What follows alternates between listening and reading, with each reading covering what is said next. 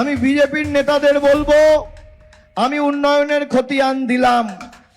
যদি বিজেপির কোনো নেতার দম থাকে, সবংয়ের যে কোনো মাঠে আপনি মোদিজির রিপোর্ট কার্ড নিয়ে আসুন। 12 বছরে নরেন্দ্র মোদী এই সবংয়ের জন্য কি করেছে, আর 15 বছর মমতা ব্যানার্জির সরকার এই সবংয়ের জন্য কি করেছে। একদিকে আমি মানস ভুঁইয়া থাকবো, আর একদিকে বিজেপির নেতা অমিত শাহ থাকবে। যদি ভোকাট্টা করে মাঠের বাইরে না বার করতে পারি, রাজনীতি করবো না। चुनावी माहौल के बीच टीएमसी नेता अभिषेक बनर्जी का बीजेपी पर बड़ा हमला। सीधे शब्दों में जनता को दिया संदेश, पैसा चाहे किसी का हो लेकिन वोट अब जनता की समझ और हक का होगा। बंगाल की सियासत में फिर गर्म बयानबाजी। अभिषेक बनर्जी का बीजेपी पर सीधा वार, पैसा लो लेकिन वोट सोच समझ कर दो। अभिषेक बनर्जी ने कहा कि पद्म फूल को सरसों फूल दिखा देंगे, यानी बीजेपी को करारा जवाब दिया जाएगा। उन्होंने जनता से अपील करते हुए कहा कि अगर बीजेपी की तरफ से कोई पैसा देता है तो ले लीजिए, लेकिन वोट अपने विवेक से दीजिए। उन्होंने बीजेपी पर हमला बोलते हुए कहा कि इन लोगों ने 10 पैसे का भी काम नहीं किया है और सिर्फ झूठी बातों की राजनीति करते हैं। इसके उलट उन्होंने टीएमसी सरकार की योजनाओं का जिक्र करते हुए कहा कि तृणमूल रहेगी तो लोगों को लगातार लक्ष्मी भंडार जैसी योजनाओं का लाभ मिलता रहेगा। अभिषेक ने यह भी कहा कि बीजेपी लोगों को गुमराह करने की कोशिश कर रही है, लेकिन बंगाल की जनता सब समझती है और इस बार जवाब जरूर देगी। স্বাস্থ্য সাথী পেয়েছেন 3,44,000, কৃষক বন্ধু পেয়েছেন 1,17,000, বিনামূল্যে রেশন পাচ্ছেন 3,52,000, 6 কোটি টাকার রাস্তা হয়েছে। আমি তথ্য নিয়ে এসেছি। আমি বিজেপির নেতাদের বলবো, আমি উন্নয়নের খতিয়ান দিলাম। যদি বিজেপির কোনো নেতার দম থাকে, সবংয়ের যে কোনো মাঠে আপনি মোদিজির রিপোর্ট কার্ড নিয়ে আসুন। 12 বছরে নরেন্দ্র মোদী এই সবংয়ের জন্য কি করেছে, আর 15 বছর মমতা ব্যানার্জির সরকার এই সবংয়ের জন্য কি করেছে।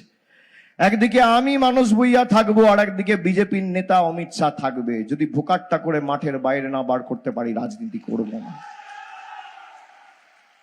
বিজেপি বলছে বাংলা এলে তারা নাকি লক্ষ্মীর ভান্ডার দেবে।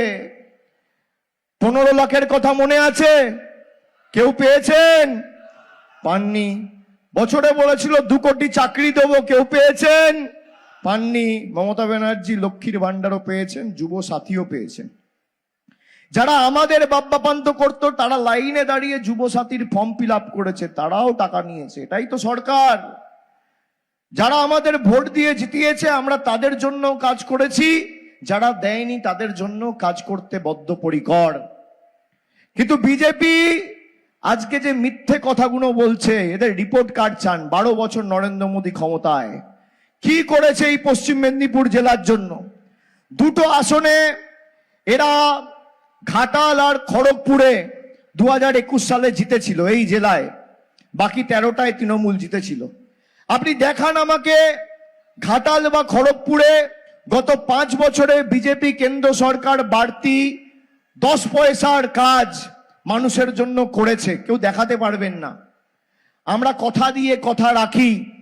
যারা বলে বাংলায় চাকরি নেই, গত 10 বছরে এমএসএমই অর্থাৎ ক্ষুদ্র, ছোট এবং মাঝারি শিল্পের ক্ষেত্রে মমতা ব্যানার্জির সরকার আসার পরে 1,17,00,000 যুবক যুবতীর চাকরি হয়েছে। এটা আমার তথ্য না, কেন্দ্র সরকারের তথ্য।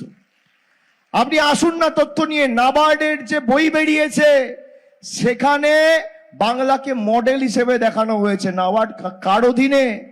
কৃষি দপ্তরের অধীনে। সরকারের মাথায় কে? নরেন্দ্র মোদী।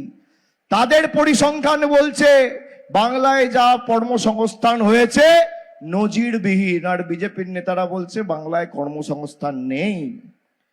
আপনি জানেন ভারতবর্ষ থেকে যদি বাংলা থেকে কেউ অন্য জায়গায় কাজ করতে যায়, বলা হচ্ছে বাংলায় কাজ নেই, তাই নাকি পেটের দায়ে অন্য রাজ্যতে যাওয়া হচ্ছে। কেউ মহারাষ্ট্রে গেলে বাংলায় কথা বললে তাকে বাংলাদেশি বলা হচ্ছে। কেউ উড়িষ্যায় গিয়ে বাংলায় কথা বললে তাকে রোহিঙ্গা বলা হচ্ছে। বাংলা থেকে যদি কিছু লোক কাজ করতে পেটের দায়ে যায়ও, আমি তর্কের খাতে ধরে নিলাম, তাদের জন্য যদি মমতা বন্দ্যোপাধ্যায় দায়ী হয়, ভারতবর্ষের প্রায় 3.5 কোটি যুবক যুবতী ভারত ছেড়ে বিদেশে চাকরি করছে, তাদের জন্য তাহলে নরেন্দ্র মোদী দায়ী হবে না কেন? উত্তর আছে? উত্তর নেই। আমি তথ্য পরিসংখ্যান দিয়ে আপনাদের বলি, আমাদের মমতা বন্দ্যোপাধ্যায়ের সরকার মানুষের উপর 10 পয়সার বাড়তি কর বোঝা না চাপিয়ে উন্নয়ন করেছে। আর অন্যদিকে মোদী সরকার, মায়েরা বৌদিরা এসছেন 14 সালের আগে এরা যখন ক্ষমতায় আসে প্রথমবার 14 সালে, তখন একটা রান্নার গ্যাসের দাম ছিল 400 টাকা, আজকে সেই রান্নার গ্যাস 1200 টাকা। একটা রেলের প্ল্যাটফর্ম টিকিট ছিল 5 টাকা, আজকে সেই রেলের প্ল্যাটফর্ম টিকিট 30 টাকা। 1 কিলো চা পাতার দাম ছিল 130 টাকা, আজকে 350 টাকা। কেরোসিন তেল ছিল 14 টাকা লিটার, আজকে 38 টাকা 39 টাকা লিটার। জিরে ছিল 130 টাকা 35 টাকা কেজি, আজকে জিরে 1 কেজির দাম প্রায় 450 টাকা। এই হচ্ছে বিজেপির দ্বিচারিতা। একদিকে বিজেপি আপনার পকেট থেকে মূল্য বৃদ্ধি বাড়িয়ে আপনাকে সর্বসন্ত করে লুটে পুটে নিচ্ছে, আর অন্যদিকে মমতা বন্দ্যোপাধ্যায় সরকার আপনাকে যুবশ্রী, কন্যাশ্রী, লক্ষ্মীর ভান্ডারের মাধ্যমে আপনাকে আর্থিকভাবে সাহায্য প্রদান করেছে।